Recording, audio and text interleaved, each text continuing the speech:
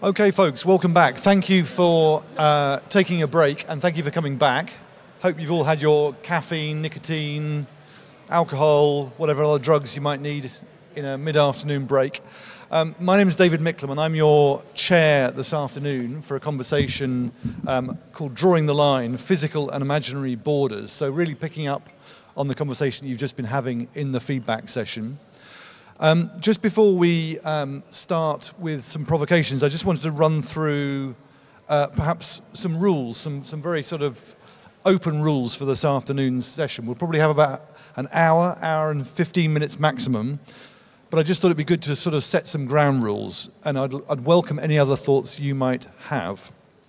So the first is that we're going to ask some of the visual artists who are presenting work here at the Bee Festival, perhaps to offer up maximum 1 minute, a provocation from the title of this afternoon's conversation. So no more than 1 minute on drawing borders, imaginary and real, around the notion of Europe.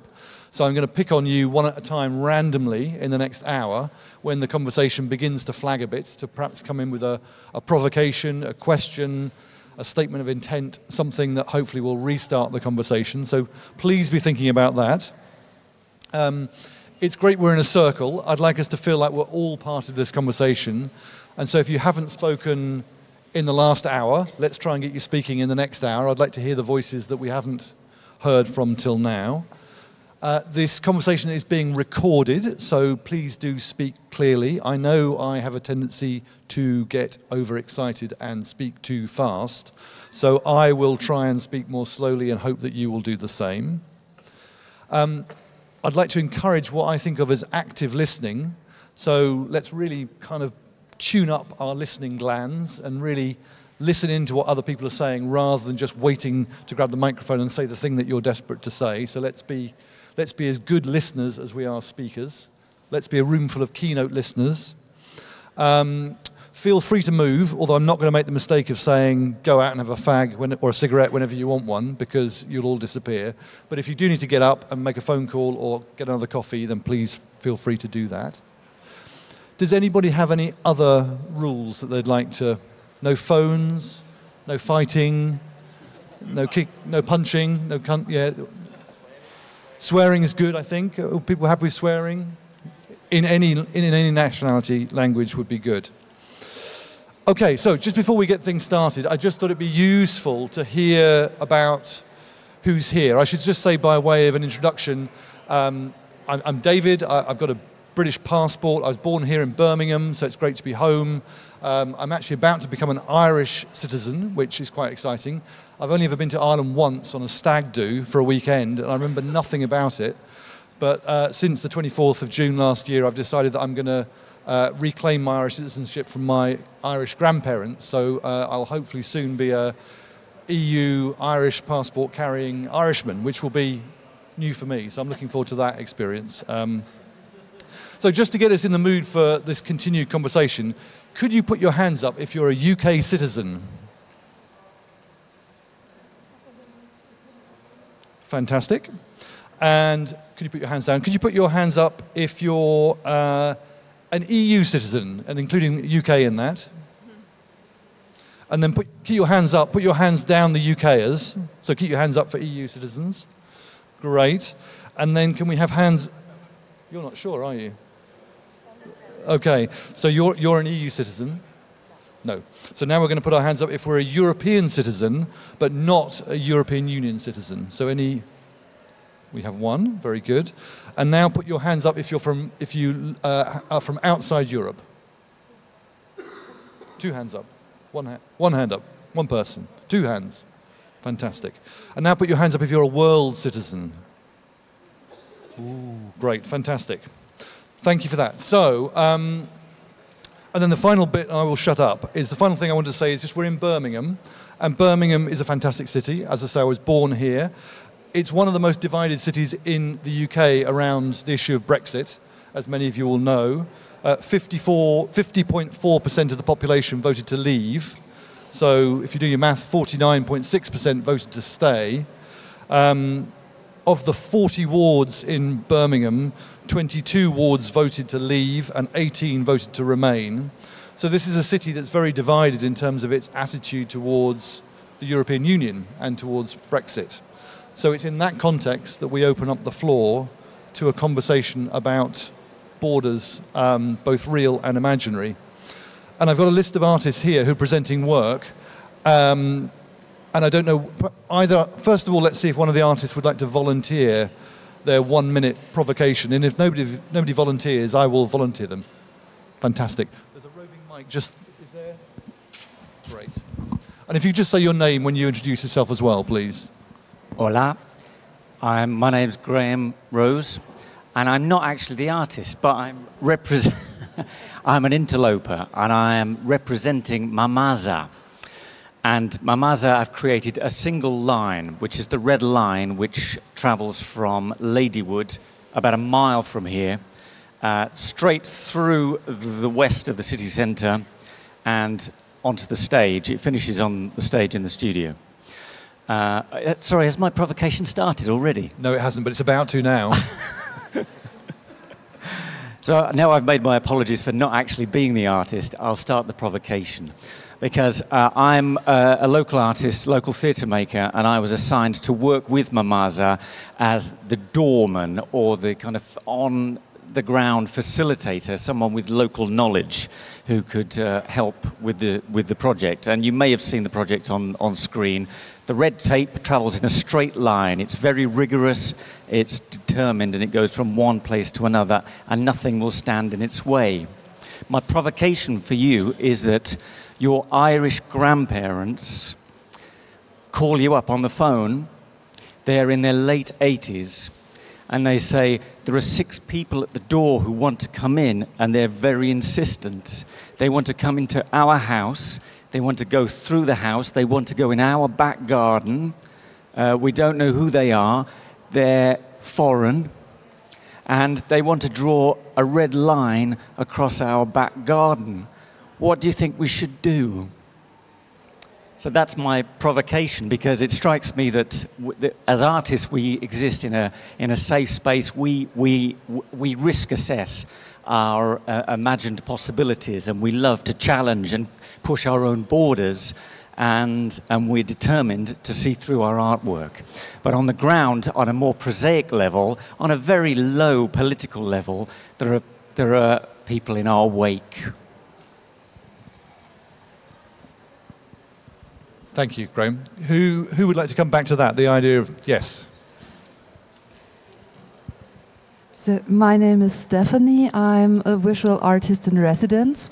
And I would just simply answer, you can absolutely open the door and do it, because it's just a red line, it's just a red tape or maybe a chalk spray and nothing more. And you can even question what sense it makes or what it really is about. And so I think, yeah, definitely open the door. And yeah, I'm really interested in trying to dig into the dirt beneath my own feet first, before I start to look at a larger scale. Yeah, and I have no love for any nation.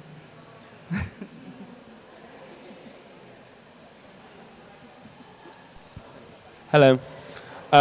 So firstly, if my grandparents phoned me, I would go on, open the door then. They'll probably be all right. But my grandparents are not like us in that they are not involved in the arts directly.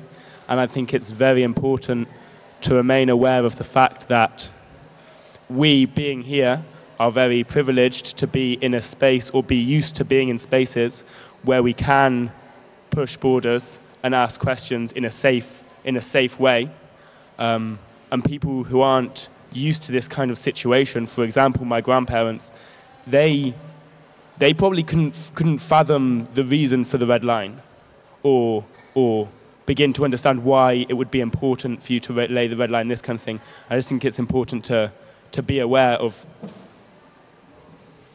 Yeah, although being open and accepting may seem obvious to us, obviously positive, we are lucky to have safe spaces where we can do this, and this is not something that everyone has.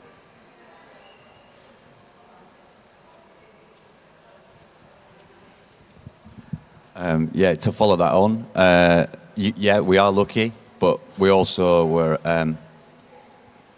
generations before us, thousands and thousands of years, have fought like we fight to make these spaces for everyone. So I don't think it's a privilege necessarily. I think it's a necessity, if that makes sense. To have these spaces to do the things that we do, I think is not a, for me, it's, I mean, you know, I feel lucky, but I don't think it's a privilege. I think it's necessary for people, for life. I guess my point is just awareness of the experience of spending time in places like this with very open-minded people. If you haven't experienced this, then, you know, why would you think that it was fine for someone to draw a red line for your house? Yeah.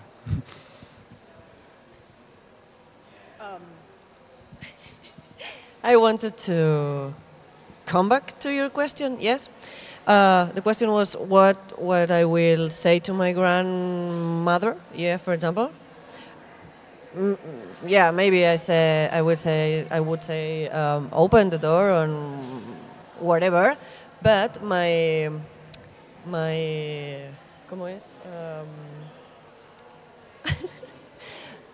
Provocation is that the first thing I thought was I don't know, but for sure if I ask to my grandparents, they ask me back, abroad from where? And this is one of the big problems to start. Yeah, if you say there are people, foreigner people, yeah, knocking my door and asking me to put the red, my grandparents probably will ask me back, foreigner from where? From, I mean, it's an open.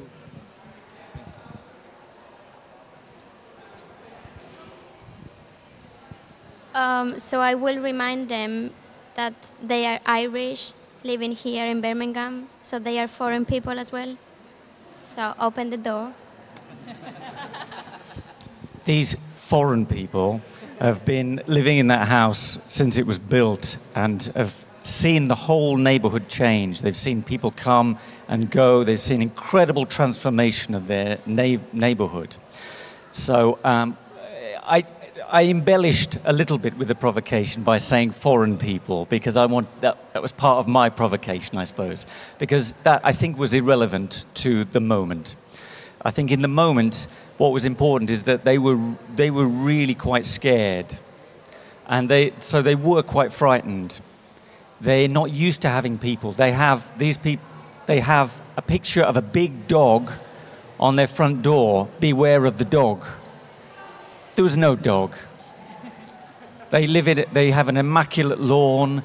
They're quite vulnerable, and they feel vulnerable. And I think in our day and age, people of their generation are told all the time and reminded in the press that they must not open the door to strangers, and they must never let anybody strange into their house. I think this project was incredibly challenging on many levels.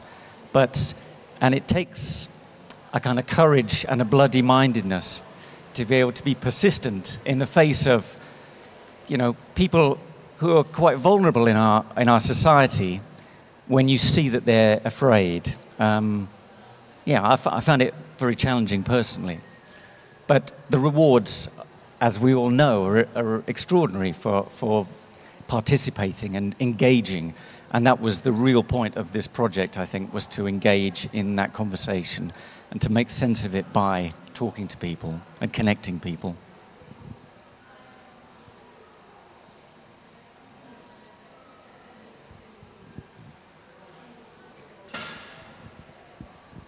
Anyone else in response to Graham's provocation?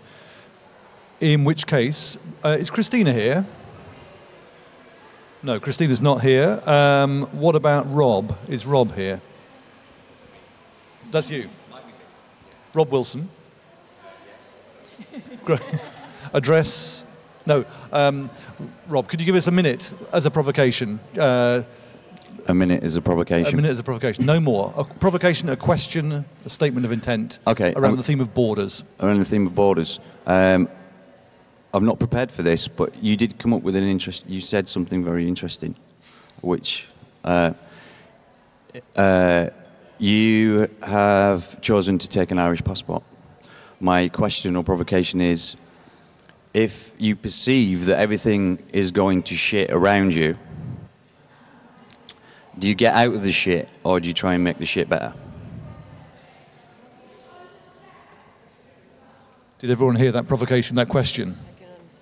Who's got a response? Who's staying in the shit and who's leaving? I suppose I don't see that they're a binary choice. I think you can fix the shit being in the shit, or you can fix it by not being in it. Yeah. In this circumstance, okay, if you're a UK citizen and you decide to move abroad, which, you know, I've thought many times, and I know many people, including yourself, that doesn't fix the problem of the UK if there is a problem, for example. Do you see what I mean?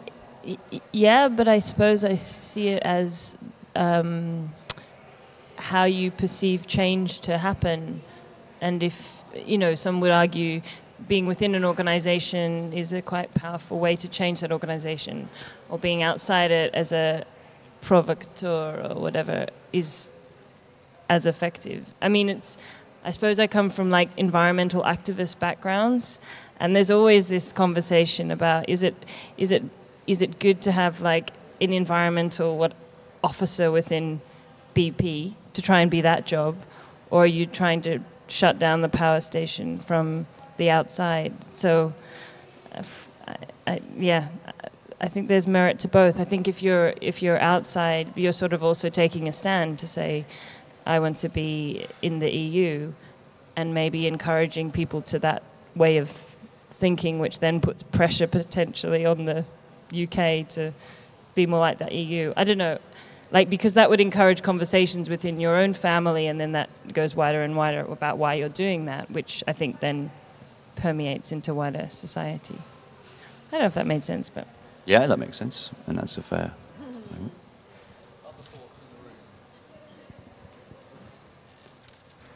Thank you. I have a situation which is similar to your analogy at the moment. So I have been training as a circus performer. I'm intending to continue training, and this is possible either in England or in Europe. These are the two things that I'm thinking. There are a lot of more circus schools in Europe, obviously, because it's a lot bigger.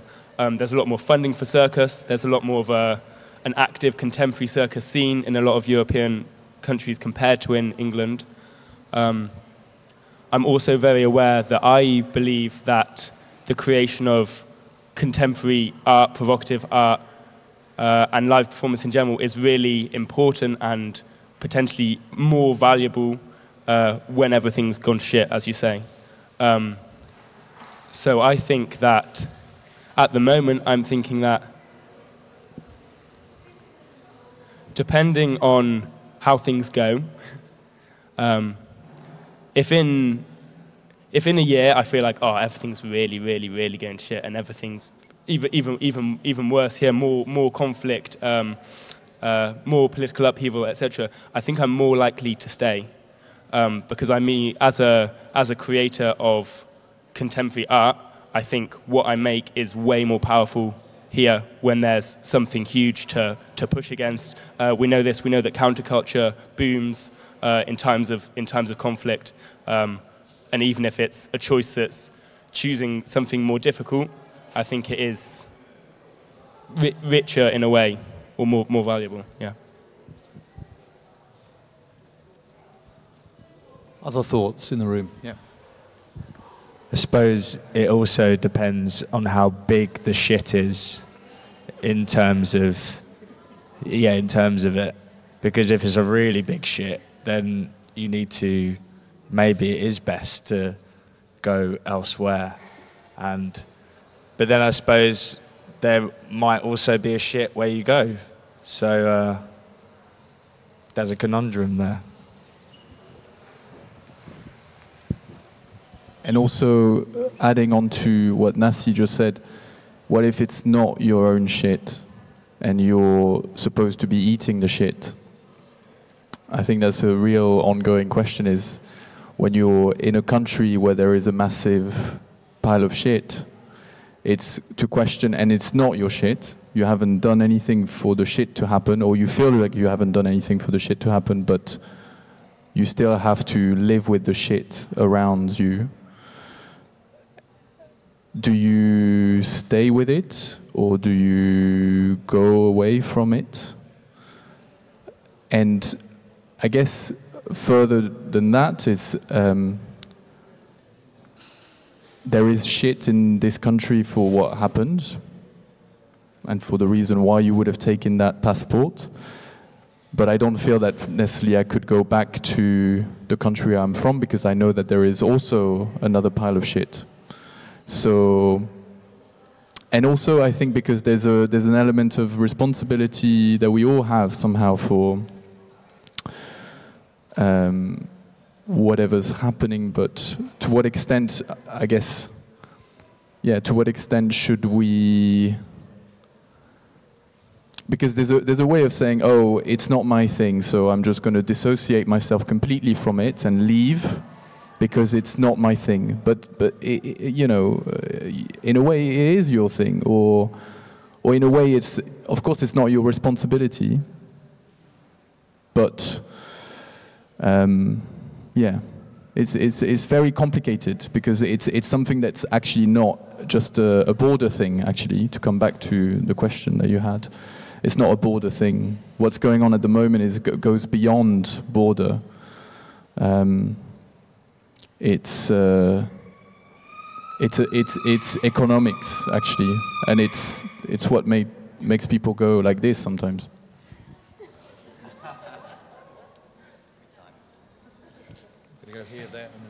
Yeah, what my comment wanted to be is connecting to the measures, because I'm coming from Hungary, and probably you know that the shit is really big, and it's like you say, it's still EU, but it's still a very, like at the moment, scary place sometimes. So the question is like, yes, this is somehow my shit, but, and I can do, like in everyday life, I can do better things to happen for my surroundings, but the shit is so big that it actually, I'm not strong enough or like powerful enough to change it, and well, I'm still there. So the answer is, I stayed, but it's an everyday question, yes, and it's like an everyday question for a lot of people there. And the other part is like, would be nice to say it's not leaving, because leaving is always like saying no to something, but if you want to move, it's so good to move towards something, right? And then, yeah, where do you want to go? Like, shit is everywhere. Yeah. So I think it also depends, like, if the shit is putting you in danger, or if it's putting other people in danger. And I think if it's putting you in danger, then it's like a personal choice to be like, okay, do I take the risk to stay here, or do I take the risk to go? But when the shit is not putting you in danger, but putting other people in danger, I think it's important to stay and to try to make things change and better for other people.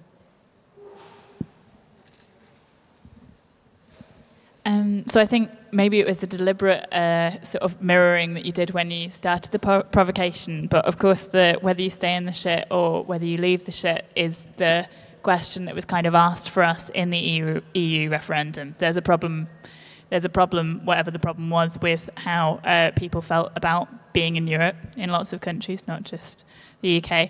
And the question is, can you, is it worth staying in and trying to make that better, or do you leave? And I think it sort of reminds me of the, it's sort of like a systems thing. It reminds me of the people who have an issue with the democratic system. And some people say that this is why you shouldn't vote, because the system's flawed. But I would argue that you should do both. You should try and change things both from within the system and without the system. So whichever choice you make, you should still try and also follow the other one, which sounds a bit like sitting on the fence. But in the case of voting, you should vote because that is the path that has been given to you to try and make democratic decisions, but also be aware that it's not going to have potentially, you won't necessarily get what you want through that means, and other sort of more direct action is also a route that you can take, I guess, with it when it comes to where you live. You could live in the UK or you could live outside the UK, but either way you could still be working towards trying to make things better. Geographically isn't even quite the point there. I just wanted to add like something. It's like, because it's appearing in every comment, like we have to change things or how to change things. Is it possible to change things? I just want to remind the poem from Hölderlin saying that like resisting is enough victory. And I think that will be nice if we think about resisting instead of changing things, because it makes things less frustrating, and it make a real, a better point of view for the situation in which we are. Because I really think that the shit is everywhere, but most of all, the shit is in Western Europe a lot. I mean, we are living, all of our countries are living on stealing in other countries in the world all the time. And we're talking about differences between Europe, or how Europeans have difficult lives, but I don't know. I want to remind that Portuguese and Spaniards like shared the world in the 16th century. Then it was France and England. After that, we are the center of the shit. And I'm sorry, but Europe is getting older and getting more and more fascist, and that's something we have to face in one moment. I think it's clear what's happening politically in most of the countries in Western Europe, because we are the same, and Spaniards didn't go on stealing or Portuguese because we couldn't. Because there were new countries with more power, like France or England, taking our, and it's, I don't know, it's super hot. Last year I was traveling in Africa, and then, for example, traveling through Senegal, which is a French colony, and then Guinea-Bissau, which is a Portuguese one. Even there, you go to Guinea-Bissau, and then Bissauans say to you, if only we had been colonized by French people, they have still more money from us, but at least we had roads here, because Portuguese were less organized than French, so they built better hospitals and roads, and which makes the things terrible is that nowadays guy in Guinea-Bissau wishes that he had been colonized by a stronger country, which are like, because now in Senegal it's clear that there are much more French companies exploding in Senegal than Portuguese companies in Guinea-Bissau, because it's like, yes, Spaniards and Portuguese, they were quite the same, not so organized in the way of stealing. We just kill and steal and whatever. But we are the center of the shit. I'm very sorry for that, but we are the very, very real center of the shit during whole history. So that's why I wanted to put this idea of resisting, to make things not easier for us, but just like livable. I don't know, we cannot, maybe it's not possible to change things, but resistance is a victory right now, I want to say. Can you just give us a practical example of the difference you're talking about between change and resistance? Can you give us? I mean, as you say, like you are changing things in your local, in your circumstances, in your small, I don't know. An example is I was making theater for free in Granada for 4 years. And there's people coming like, this is not possible, you cannot do that. And I said, yeah, but if we're going to change the thing and we're going to put people inside the theater, maybe one of the things we have to do is like to begin with making it for free. I don't know. Maybe I don't want to make a difference between my audience if they have €2 or they don't have €2 in the pocket. And for me, that's a way of resisting. More than making a show with a political content, I don't know, taking the theater as a political action all the time. You know, for me it's like more, I don't know, to make a show for free talking about whatever, than making a show for €5 talking about how politics should change. For example, that's, and I think that's some, I resist doing that, you know, like, and I think that's, I don't know, yeah, that's also better for the one that's fighting. Because I think we should go on fighting because we cannot stop fighting. There's no way. If we stop fighting, we're going to be like, I don't know, dead at least in our minds. But, you know, something, and I think that's something important, that the fighting and the revolution should be like enjoyable somehow. Because that's something they cannot tear from us. You know, like the joy of resisting, of going every day home and saying, like, fuck you, I mean, this is your system, but I'm not entering. I don't know how to say, I'm not entering. Entrar por el aro. Entrar por el aro, how do you say that in English? No way. Engaging? No, it's not engaging. Like, entrar por el, it means like you go through the circle. Like when you know, when you begin, I know, I have lots of friends now in the university working, and they're beginning, and they're like trying to do the good work. And you know, all teachers told them, like, don't do that. You don't have time. Don't read all the things that the students write. You will learn. You're young. You will learn that. You know, in that process, you learn that you are one more that's going through the I don't know, and that's what it's resistant for me.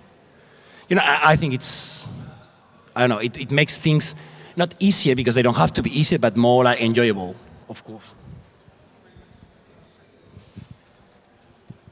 Yes, talking about shit, it's it's really difficult to choose to choose which one I eat today. Yeah, I'm from Barcelona, as I said before, and I live in Madrid. And for me, it's really difficult for me to be a part of the conflict. Everybody knows that in Catalonia, people wants the independence, and it's difficult because friends and family push you, like, okay, make a decision. You know, you have to be with us or against us. And of course, when I am in Madrid, people ask me why the independence, and I have a lot of reasons to want the independence of every single autonomy from the central state, because central state is the big shit, and I wanted every single autonomy, like Andalusia, Galicia, every single will want the independence too. But in addition, when I am in Catalonia, I think this is all about economic stuff at the end. So if Catalonia won't be part of Spain, Spain will be more poor. And in that case, the problem is about solidarity. And we are talking about other things, more important things. But the afraid thing, the thing afraid me more is that in Catalonia, for example, part of my family and friends said to me, I prefer that Catalans steal me instead of Spanish people. And this is the big problem, you know, it's shit everywhere, but I prefer my shit from mines, you know. I put the ass to my Catalans, not Spanish people. It's, yeah. Yeah, I think that, sorry, that just reminded me of, that the thing about where you're from or wherever you feel you're closest to or you were brought up from, obviously it's an emotional draw, but there's an understanding there, and you have a certain power. So we all have a power, we all have a value based on an understanding of that place or those people, and that's kind of, I'm sort of leaning towards. I'm not saying there's a if the shit's bad, you've got to leave or stay. I'm not saying that, but I am sort of leaning towards, you know what, I have an understanding of the UK.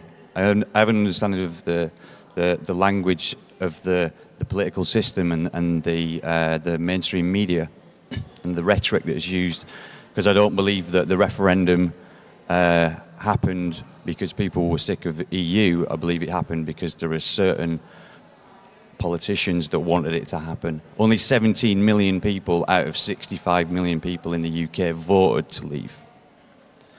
That's a quarter. That's not a half. That's, you know what I mean? And a lot of those people, I believe, that voted to leave the EU were A, because they were only given a binary choice with no information, and B, because they were frustrated with not having a voice, with not having a voice within this so-called democratic system.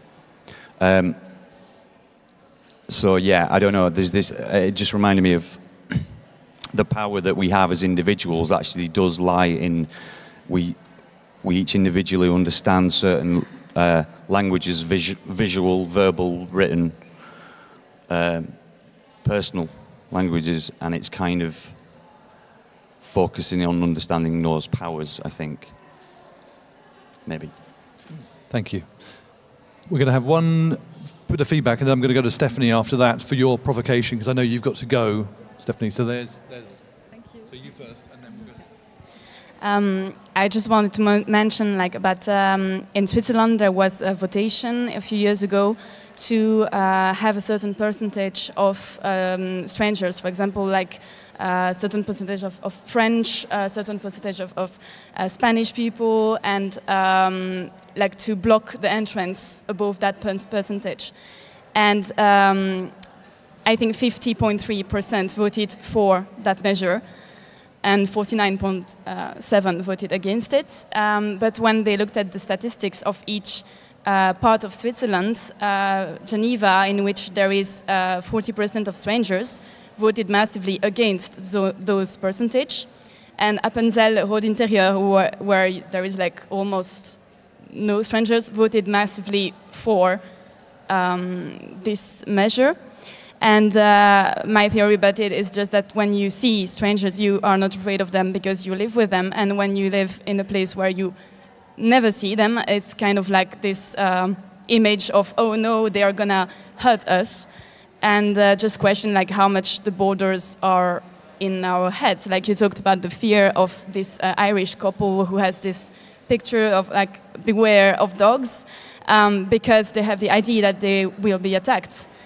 So they create a border on their front door of don't enter. So, yeah. Yeah, so maybe it's more like a question for myself, because in Germany we might have a very huge, we really have a huge problem for decades with racism, and there is always the question for me how to deal with the people around me, around my neighborhood, around the friends who feel trapped inside these strange fears and who feel like leftovers, even though they are economically way better off than anyone else I could imagine. And so there are a lot of friends of mine who say, don't talk with them. They are just stupid and fucking assholes. And I have the same reservations. But there is always this, maybe like a child I want to ask. And I'm always trying to think how, not confront, but maybe where is the dialogue possible? Or how can I make or create an environment where there is fun again to use your brains, like Hannah Arendt said, that democracy is not possible at all if people don't use their brains and if people don't use their brains together, but only separately, because we had that in Germany, that the intellectuals, they were quite happy about the Nazi regime because they got their huge positions, like Heidegger, for example. And so I think it's super, super, super, super important to use the brains together and not be so, without being high-nosed. And I also love the tiny resistances in the daily life, in the supermarket or wherever.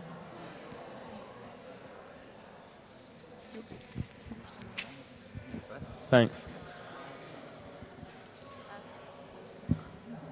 I think it's a shame that your friends would say about other people, they're assholes, they're stupid. I think this is clearly not a progressive way to deal with people being racist or any kind of behavior like this. People aren't racist just because they're horrible. We realize this. People are racist for very, very complex reasons, not because their opinion is worthless, probably because they're scared or misunderstand something, or don't think about something in the same way that you do. And so, of course, like you said, like small resistances, the way that these things develop, we know is through normalization. Like if you pass someone, if you have a conversation with someone and they make a racist comment, something that you think is not okay, you going like, oh, you're a racist, go away. This is not as effective as a question. Why is it? Why do you think this? And what you do there is you just stop. You stop that kind of thing becoming normal, because when things can be said without being questioned, when things get passed without being examined or without the question why being asked, this is how more kind of illogical, fear-based, hateful behavior can arise, I think. Yeah, I think it's maybe it's a special thing in Germany that we have this long tradition of racism, and the left and also in other countries, definitely. And there are fascist regimes, unfortunately, all over the world. And so amongst the artists or the Antifa or the bloc, the political bloc, left-wing bloc, there is really this strong opinion, let's build the border. We need the border. And then it has to crumble down, and then something new can start. So there are these opinions too, and I'm always questioning, well, is it this or not? Just as you say, like you have a long story. I want to say that in my opinion, Germany is not more racist than any other country in Europe. It's just the American cinema that has made us think that that Germans has been the worst.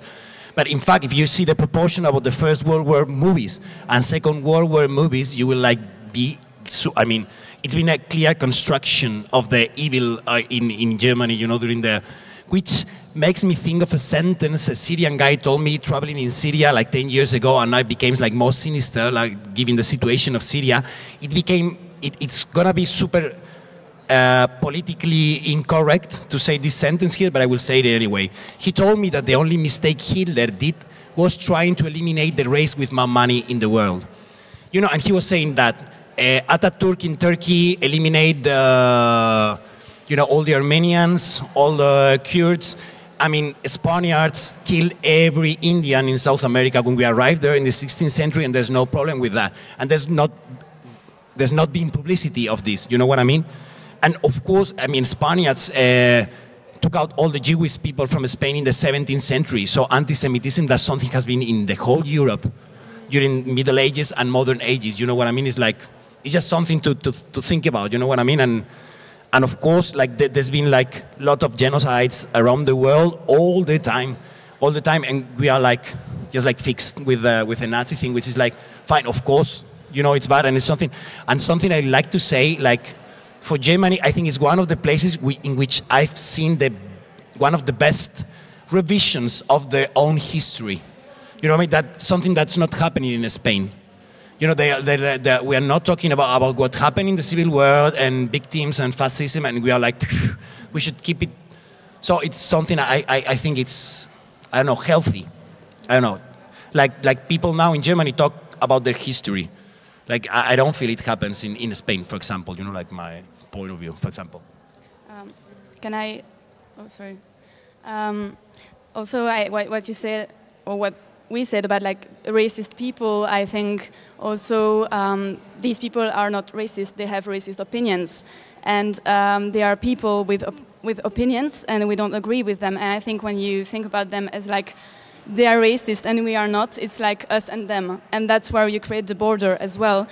And I think that what we tend to do is think that we are on the good way and we are on the good side, and when we talk with someone that we perceive as more racist than we are, and that we have the truth and we have to teach the truth. And I think that's also where the border comes from, because if you're not ready to listen and really listen, and maybe be confronted to arguments that you never heard, and maybe change your mind on some things, how can you expect the other person to change his mind? Yeah, definitely. So I never feel on the right side, to be honest. So I always try to question my own reservations and strange stuff and beliefs I carry with me. Yeah, so I think it was just like I tried to explain how it's in the environment I'm just at the moment, and that there is a way that there are also those who have the wish to create these borders because they want something to crumble down and then to have something new. Great, we're going to keep things going, and we've got one over here and then a couple over here. I'm also keen to hear from people who we haven't heard from in the last hour. Thank you, Stephanie. Great. Yeah. I just had a question actually concerning to this conversation, because of course we're talking about mental borders, but we should as well think about institutional borders, because of course we should use our brains together. But coming from an academic and artistic background, I would say I'm very comfortable within my own surroundings. So actually, where is kind of this institutional framework, or where we can actually tone down the institutional framework in order to really discuss the borders? Because I don't know, I'm surrounded within my own circle. Yeah.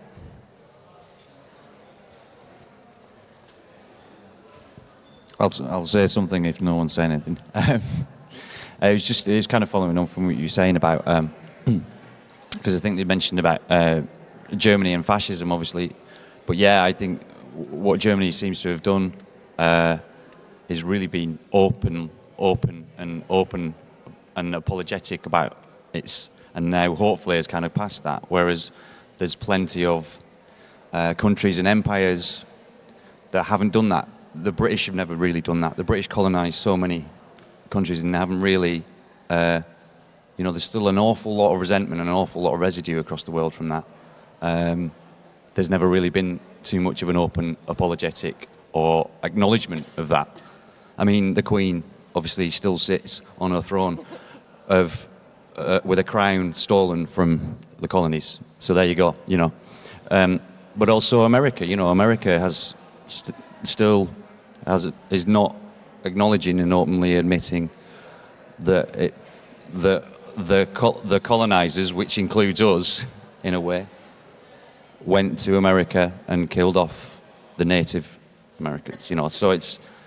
And they're still not acknowledging that, and that's America, which is allegedly the numero uno superpower. So it's interesting, isn't it? We're not there yet. Great. We've got about 15 minutes left, so I'm going to go to Elizabeth with your minute provocation.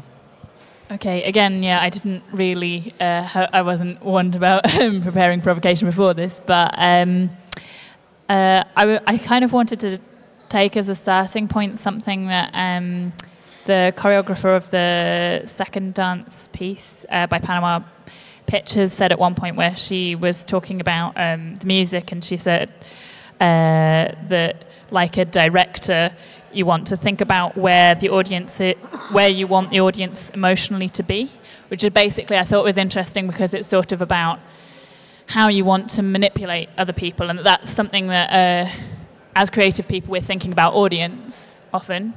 But that this has sort of an element of manipulation in it. And with the work that I do, again, it sort of does involve kind of imagining how people might move through space and trying to manipulate that. And that's from the point of view of people who are often sort of perhaps more liberal, less into things like national borders. So my provocation is that creating borders and systems of differentiating between people and organising, controlling people is a human drive that won't go away.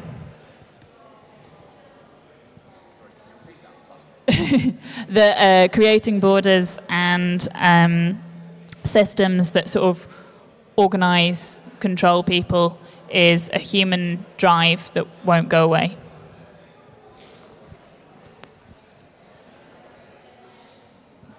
I think that's a really interesting thought. Just to say that basically nothing is fixed, and this idea of border, even in itself, where a lot of people would say, "Oh, border is a bad thing." That when actually, it reminds me of this conversation that we had once at a festival, where we had to take part in a conversation just about borders, and to sit on different side of the room, and one side was for borders and the other one was against. And of course I went to the against borders because I thought I was being very clever and very liberal and very kind of left-wing. But it was amazing, the conversation that we had with the people on the other side. It wasn't because they were racists or because they were just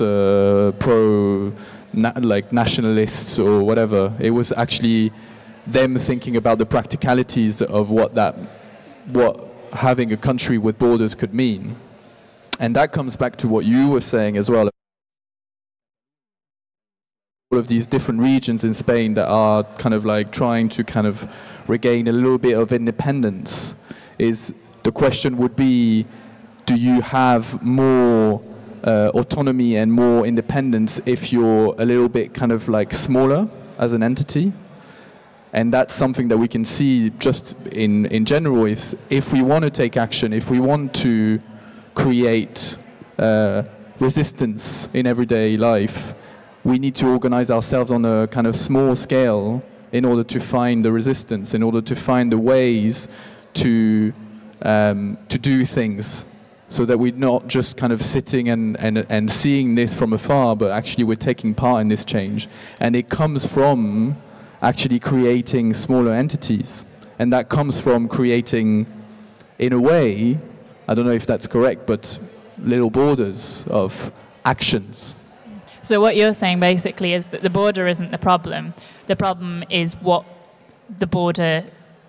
differences the border then makes. So like having sort of like a national border isn't the problem. The problem is then a national border that people aren't allowed to move across, perhaps. So, you know, if it was so fixed that it prevents people from having sort of autonomy or, you know, being able to do important things in their lives, that's the problem, not the problem of having a border per se. I think I would see it as a thing where, for example, if you have a little kind of you're part of a political group or you're part of any kind of group, and some people might be able to join in. It's an open invitation. You can, if you want to be part of my banana group, you can be part of my banana group and we can discuss banana group however long we want. But then if at some point you say, you know what, I'm not interested in bananas anymore, I'm just going to go on to the pineapple group, then I would encourage you to do this. And just this kind of, you know, ability to move in and out of these groups is what I would believe is important. Not necessarily that there are groups existing or there are borders existing. Thanks. I think what you say about borders is really interesting. The idea that the concept and the implementation of borders is something that we cannot possibly escape from in our nature. Because what you're really alluding to there, I think, is the idea of a border as as an abstract concept, as a template that we use to understand something, and we use these things all the time. Obviously, you know, the idea of something being on one part and something being on the other part. This is something that we experience in everyday life, and so we use it as a template to understand other things. Much like with other concepts we use, instead of talking about borders, we might talk about lists or continuums and things like this that we experience and then kind of implement as a template. And I guess what I find interesting about that is how a certain template, the idea of a border, which is obviously entirely neutral politically and socially, being a concept, not a living thing, can acquire the personality, can acquire a political stance. So in my experience, maybe I'd say that a border I see as maybe a right wing template, and maybe I see a continuum as a left wing way of thinking. When of course these are just implementable, applicable to anything ever. So that's a bit broad. I think one of the biggest problems in Europe, is the borders are not about our preferences as bananas or pineapples. Gosh, ojalá, no? The problem is the borders are about nationalities, and it doesn't have no sense for me, because when I think in the Catalan problem, I think, okay, there are a lot of Spanish people who wanted to live in Catalonia with that kind of new political system or whatever. Imagine, no? Or on the Utopia Island, for example. But if you were born there, you're not allowed to be there. You know, it's some strange. This is the real problem. We cannot mark the borders about our, our political. Sorry for my English. Okay, yeah, it's just about nationalities. We are not talking about this. The real problem is this. It's because the real problem is about where you born. Yes.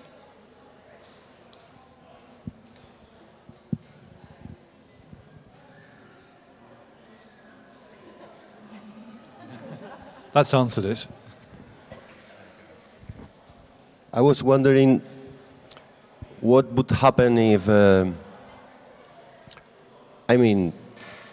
we speak about borders, but borders are something very, very, very specific, because there are no borders for the movement of money. There are no borders for the movement of business from one country to another. There are no borders for the movement of weapons from your country to wherever you want to export your weapons. There are no money for the movement of hidden money, fiscal paradises. The borders just are for people. That's clear, no? So let's focus on follow the money. If borders exist, that's because there are people living on borders. Who earns money with the borders? I think that's where we should start our questions, no? And what happened if borders disappeared? For example, something hilarious, but Médicos Sin Fronteras wouldn't exist, or Payasos Sin Fronteras. All these ONGs would have to look for another job. Who makes money? I'm not saying the ONGs, but who makes money with the borders? Short of provocation. Just quickly. Yeah, exactly. I was thinking about early on when we were in the previous discussion. It kind of all comes down to capitalism, because it's who decides where the borders are. Well, I don't think any of us have decided where any national borders are, and actually the people who are deciding are purely deciding because for financial or for power, shall we say. It's a power structure, isn't it? And that's what, I think that is the root, that is the root of the borders. I wanted to come back quickly on the thing that you said about borders are only for people, because actually with trade agreements, like there are sort of borders for money, but especially borders for trade, for like goods and so money as well. And that's one of the agreements in the EU was that there would be free movement of people, goods and money. And that they were the three things that there would be free movement of within the European Economic Area.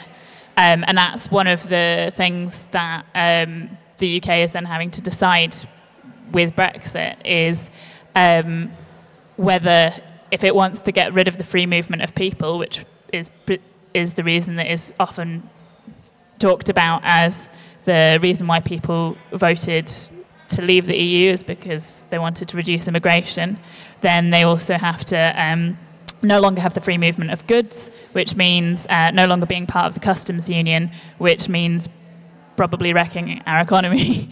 So it's definitely like the goods and money are tied in with the people in many situations as well when it comes to borders, and to create new trade agreements doesn't necessarily mean that you're creating new routes for people to travel between countries, but it definitely does affect how money and goods move from country to country, trade bloc to trade bloc.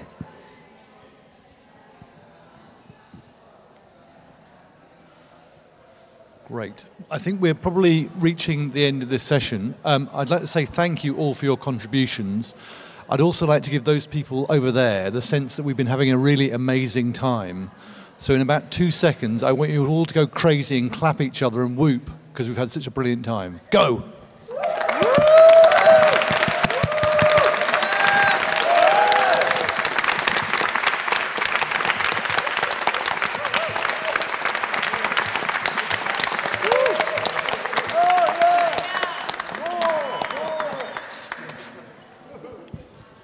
I just would like to thank David for his time and for facilitating the conversation so well. Thank you.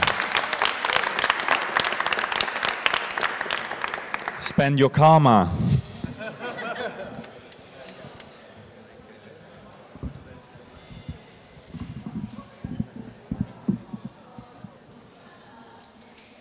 How was it? Great. I was coming and in. Good. I mean, nothing resolved. I don't think we've solved Brexit or the European Union problem, but yeah, really good conversation. Yeah. And lots of contributors. I think, there were only 2 or 3 people who didn't say something. Okay, that's great. Yeah. That's great. Thank you so much. Pleasure. Just to say hello, thank you very much for being here. That's how you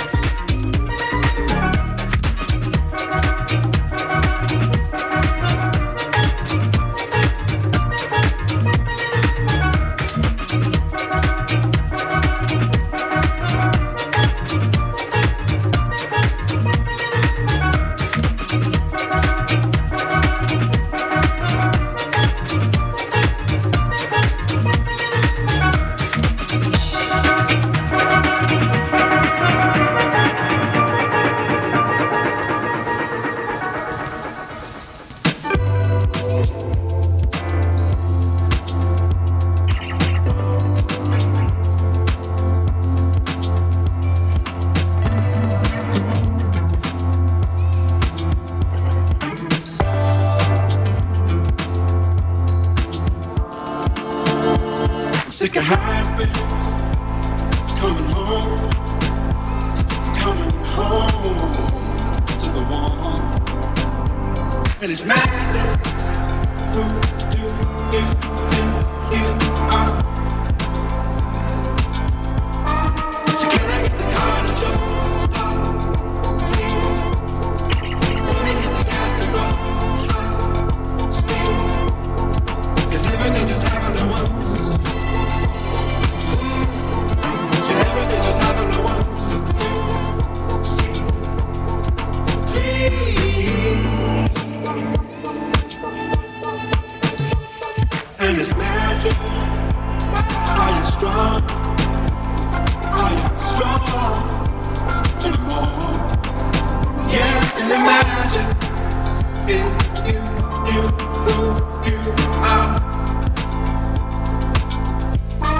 So can I get the car to jump? Stop, please.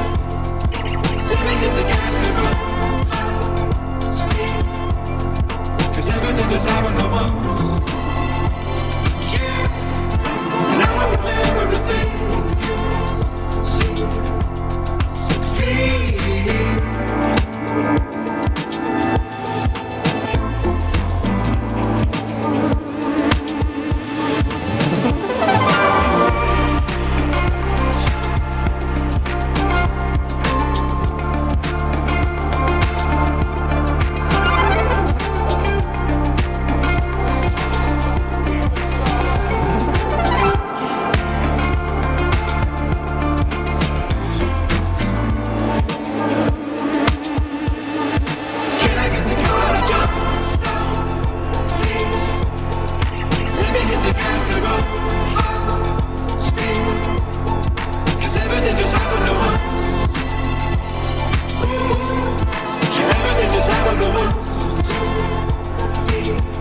heavy.